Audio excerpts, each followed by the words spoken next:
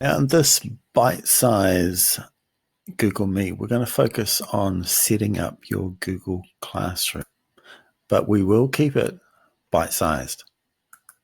So let's head over to our Google Classroom. I'm going to change this to my avatar just so it's a little less distracting for me. So if you have a look here, I've got my Google Classroom code. So I'm going to change that because otherwise I'm making it public for everyone to join. So I'll make sure I do that when I come back a little bit later on. But I'm going to just have a look over here. And if you can see here that I can sometimes see a camera here and a stream available here. And if that's not there, it's because either A, your administrator has not turned it on, or because you need to come over to the cog over here, scroll down to where you can see Meet, turn that on. You can reset that if you're a little bit concerned about the code that's out there. So if I click reset, that will change the code. I will come back later on and change this code because I don't want to have 5 viewers come and join my my room. So I'm going to go ahead and click save. Okay, and now that's going to save that. Now you can actually see that I can start a Meet session straight from here. I can go to classwork and you'll see the camera here. And I also can use the calendar, which we'll do as another bite size.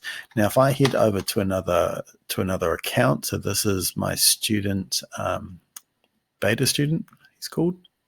Let's actually go to somebody else. Let's go to... Yep, let's head over here. Right, so with the student here, you can see that there's now a camera available. If I go to classwork, you can also see the camera up here, where if I'd actually gone in prior to putting the settings in, that would not be there, okay? Right, so let's back on out to me. Here we go. So I'm going to start a meeting. Okay, and there's the camera, but I'm just going to turn the camera off for now. And then now I've got the meeting ready to go. So let's go and check over here, and I've got a student here. So I'm going to click meeting, or yeah, we'll sure we can track our progress. And you can see that it wants me to use the microphone, so I'll allow that. But I cannot join a meeting because the teacher's not in there yet. Right, so let's head back and I will join the meeting. Okay, there's the code that I can send to other people. I'm going to copy that, close it. And that would be if I was bringing in a guest who's no longer in the classroom. Let's return to that home screen and let's see if that's going to let me in. I don't know the code, so we'll get rid of that and we'll come back to here. And there we are. Okay, we'll join now. Okay. Right, so I can see Mr. Studley. So I'm going to head over here and I will go to classwork and click on this. And we'll add this student. Now, basically the webcam is just seeing me, so let's not worry about this too much. Now, one of the great things that Google has recently added is the ability to have up to 16 students viewable on the screen at the same time. So you can see that I am actually adding these students one at a time. A good thing for me to do so that we don't get confused will be to turn off the camera.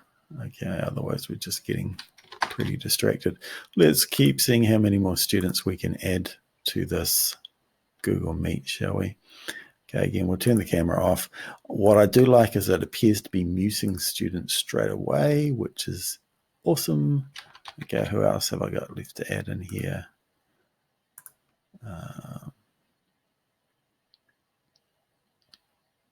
Cool, we'll turn the camera off again. Join. Okay, and now this is another account, but we'll just leave that out for the moment.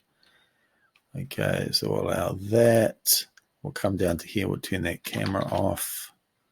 We'll turn that camera off and we'll allow. And yeah, we'll turn you off as well. That way I'll just see avatars